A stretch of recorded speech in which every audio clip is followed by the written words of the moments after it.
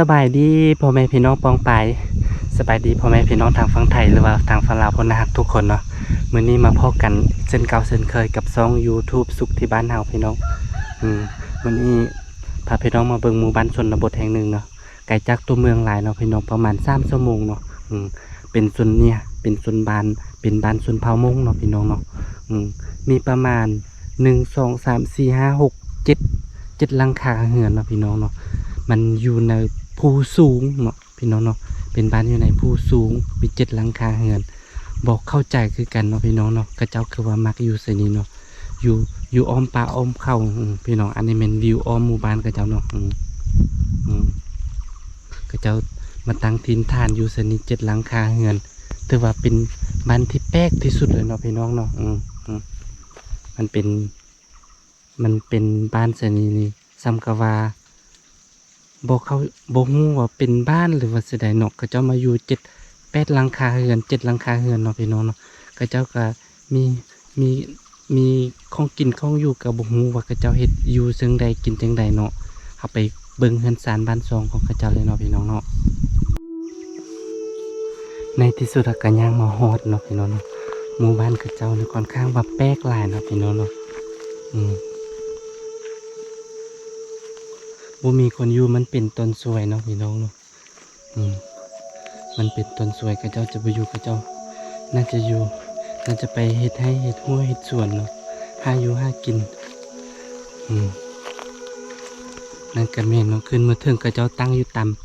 ามเนินภูขึ้นมาถึงเนาะพี่น้อง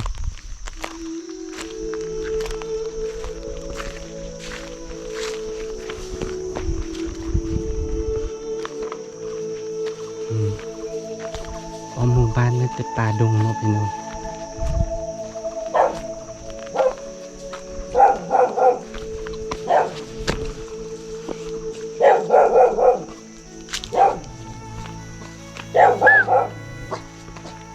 มัน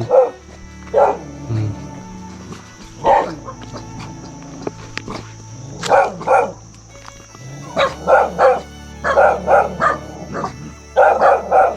าเรียกกันมา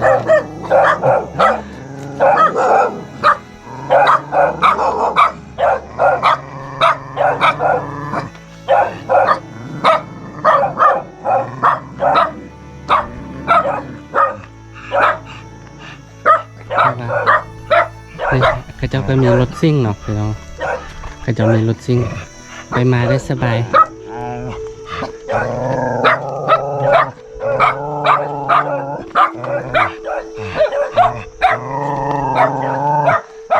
เราใส่กระเจมันเงินเนาะแต่ละลังใส่กระเจมันมี1 2 3 4 5หลังคาเลยเนาะพี่น้องเนาะ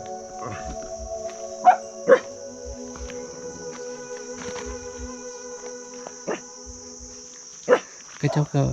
คือสินี่บนนี้ครับกระเจ้าก็เริ่มขุดอีกเนาะกระเจ้าขุดกระเจ้าจิตตั้งเงินอีก2-3บ่อนเนาะพี่น้องเนาะ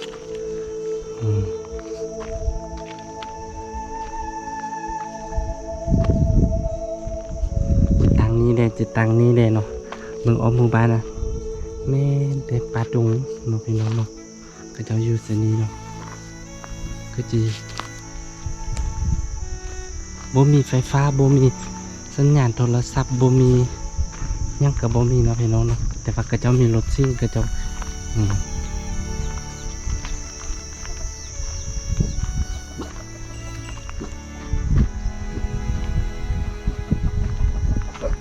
นี่มันยังอันนี้มันมะกล้วยก็เจ้าตาก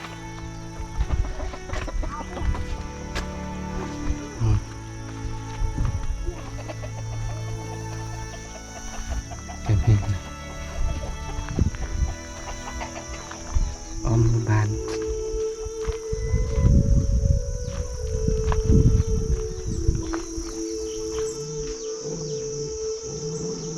้านมีแต่ป่าดงตัวนกบักไล่พี่น้อง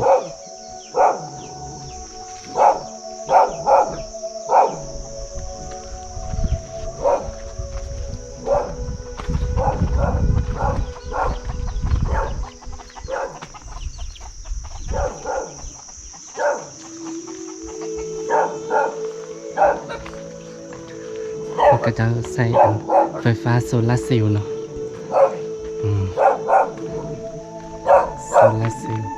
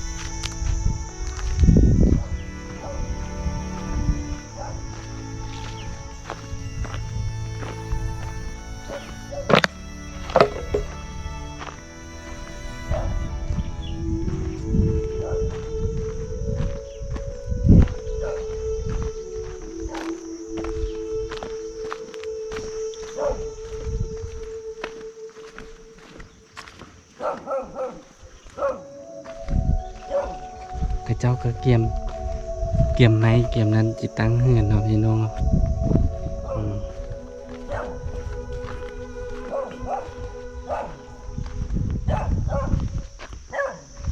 กระบอกเข้าใจคือการเนาะว่าเป็นหยังกระเจ้าจึงบ่อยากบ่ไปอยู่ในตัวเมืองเนาะบ่ไปอยู่ในแบบอันบ่สะดวกกระเจ้าจึงอยากอยู่แบบนี้เนาะพี่น้องเนาะอยู่ดอยสูงเนาะอยู่เนินเขาสูงอยู่ดอยสูงสนิแล้วอยู่หากินตามธรรมชาติเนาะ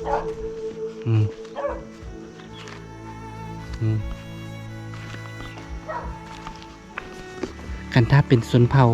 มงนี่จะเข้าใจดีเนาะว่าเป็นหยังกระเจ้าจึงมักอยู่เส้นนี้เนาะ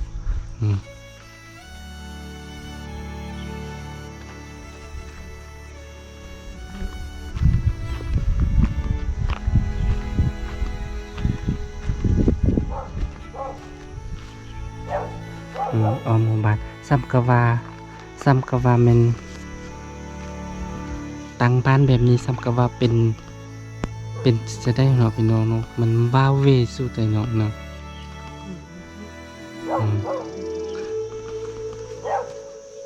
อันนี้เป็นต้นสวยเนาะพี่น้องเนาะเป็นต้นสวยเฮามาฮอดเป็นต้นสวยประมาณประมาณ2 โมงเนาะ2 โมง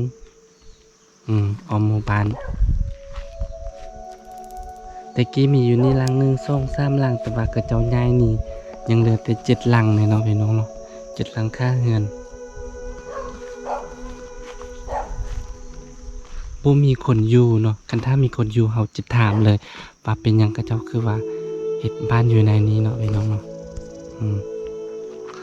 ก็ขอจบคลิปนี้เท่านี้เนาะพี่น้องเนาะอย่าลืมกดติดตามกดไลค์ให้เด้